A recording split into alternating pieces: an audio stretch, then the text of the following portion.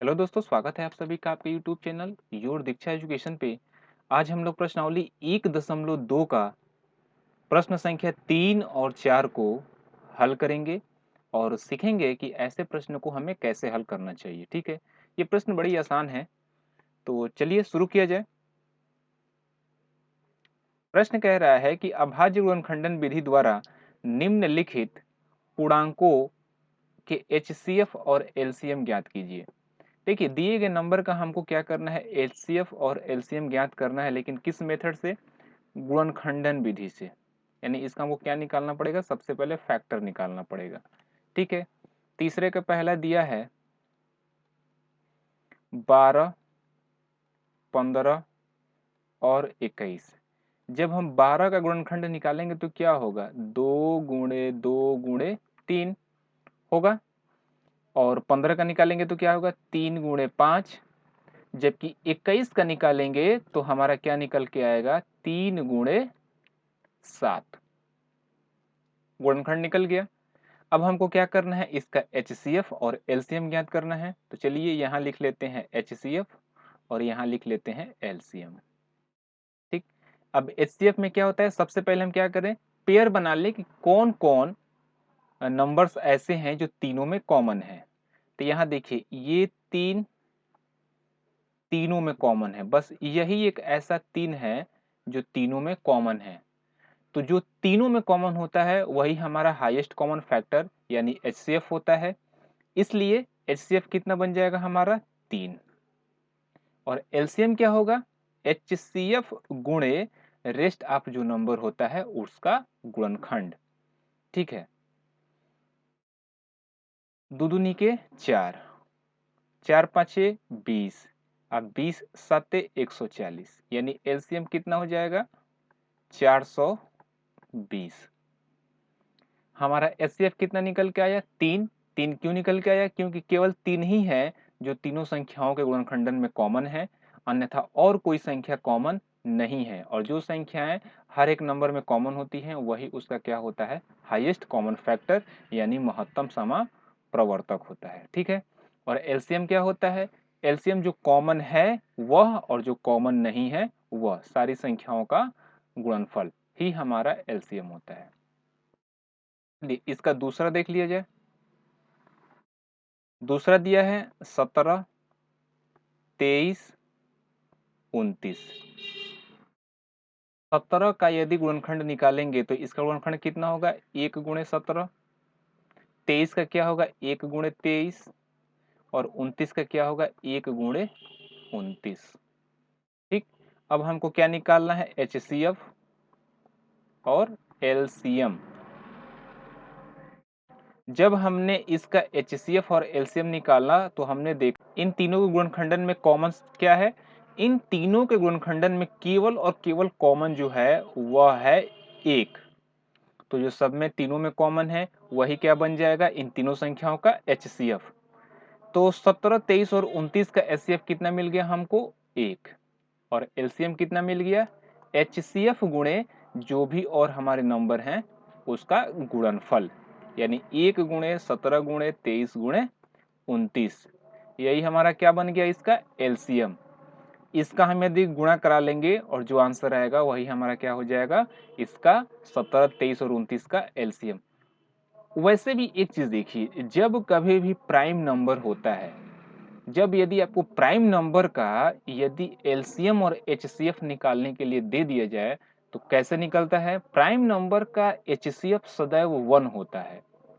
Prime number का HCF सदैव 1 होता है और एलसीएम क्या होता है? उनका गुणनफल। ठीक है, यानी हम चाहें तो डायरेक्ट भी इसका आंसर क्या कह देंगे कि तीनों क्या है? 17 भी प्राइम नंबर है, 23 भी प्राइम नंबर है और 29 भी क्या है? प्राइम नंबर यानी अभाज्य संख्या है। इसलिए इन तीनों का डायरेक्ट हम एचसीएफ कह सकते हैं कि 1 होगा और एलसीएम क्या होगा? इन तीनों संख्याओं का गुणनफल, यानी 17 × 23 × 29। ठीक, जो आएगा वही आपका क्या बन जाएगा? इसका एलसीएम। तीसरा दिया है, तीसरा पहली संख्या दिया है 8, दूसरी संख्या दिया है 9 और तीसरी संख्या दिया है 25। जब हमने 8 का गुणनखंड निकाला तो मिला हमको 2 गुणे 2 गुणे 2, 2 दूनी के 4 दूनी के 8। 9 का मिला 3 गुणे का 3 और 25 का मिला 5 गुणे का 5। हमने एक चीज देखा कि इन तीनों में कोई भी संख्या कॉमन नहीं है, केवल एक कॉमन है। तो इसलिए इसका हम लोग डायरेक्ट एचसीएफ कह देंगे कि इसका एचसीएफ हमको क्या मिला 1। और अब हमको चाहिए एलसीएम। तो एलसीएम हम निकालने के लिए क्या करेंगे, इन तीनों संख्याओं का गुणनफल।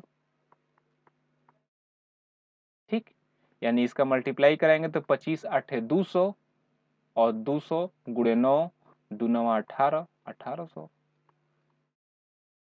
ठीक है, तो ये रहा आपका प्रश्न संख्या 3 का आंसर, जो कि बहुत ही सिंपल है। और ऐसे ही प्रश्न आपको 1 नंबर के यूपी बोर्ड में पूछे जाते हैं। इस साल तो यूपी बोर्ड होने वाला है नहीं, वैसे ही कैंसिल हो गए हैं।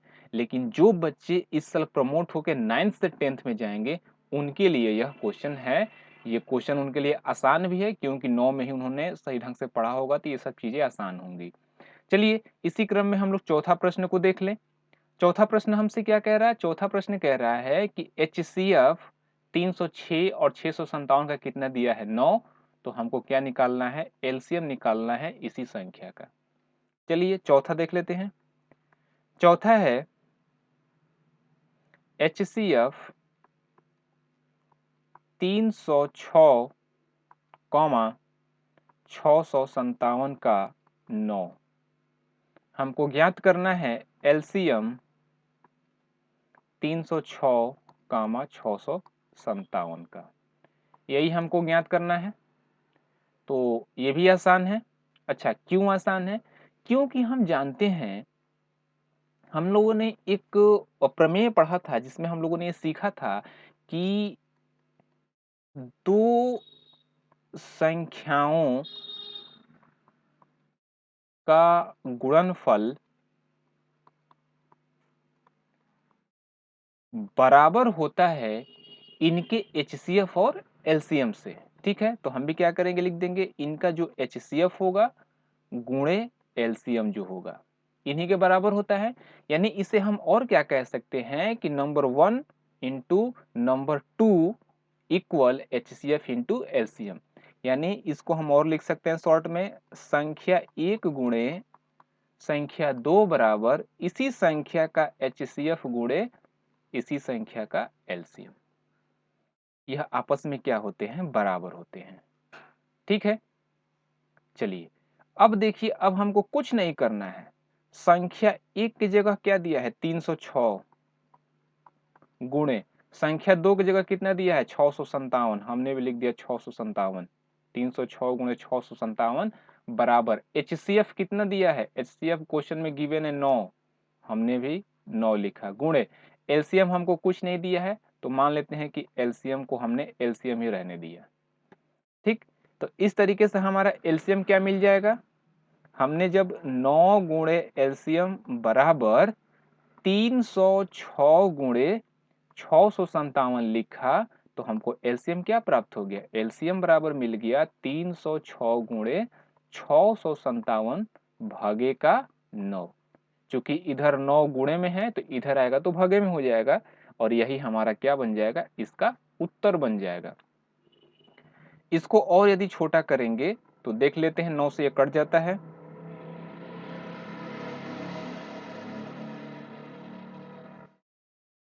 मोटरसाइकिल जा रही है, 9 सते 63 और 9 तिरी 27 हो गया, यानी 306 गुणे 73।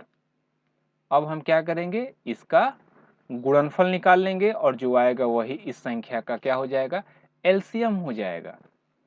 ठीक है, तो हमने कुछ नहीं किया, इसी को हमने क्या किया 306 गुणे 73 से गुणा करा दिया, 3 छके 18 के 8 हासिल 1 और ये 1 और 3 तिली के 9, 7 छके 42 के 2 हासिल 4, ये हो जाएगा 4 और 17 के 21, यानी कि 8 3 3 2 2, ये कितना हो जाएगा 22,000 338। यही हमारा क्या निकल गया, एलसीएम निकल गया किन संख्याओं का, यह जो हमारी संख्याएं दी गई हैं 306 और 657 का, जो हमको क्वेश्चन में गिवन है। यानी कि सीधा हम लिख देंगे कि HCF LCM of 306 comma 657 equal 22,338 और यही हमारा फाइनल क्या बन गया, आंसर बन गया। तो ये था आज के 2 प्रश्न हमारे। अगले लेक्चर में हम लोग क्या करेंगे, प्रश्न संख्या अगला जो कि और हमारे पास इसमें प्रश्न 2 ही और है। तो आज हमने तीसरा और चौथा देखा है, अगले लेक्चर में हम क्या करेंगे, चौथा और पांचवा देख लेंगे, ठीक है। ऐसे ही आप बने रहिए अपने दीक्षा एजुकेशन के साथ और चैनल को लाइक करना और सब्सक्राइब करना ना भूलें। यदि आप चैनल पर नए हैं तो चैनल को लाइक कीजिए और सब्सक्राइब कीजिए, और कहीं भी डाउट है तो आप तुरंत हमसे क्वेश्चंस कमेंट बॉक्स में पूछिए, ठीक है। चलिए दोस्तों, मिलते हैं अगले वीडियो के साथ, तब तक धन्यवाद।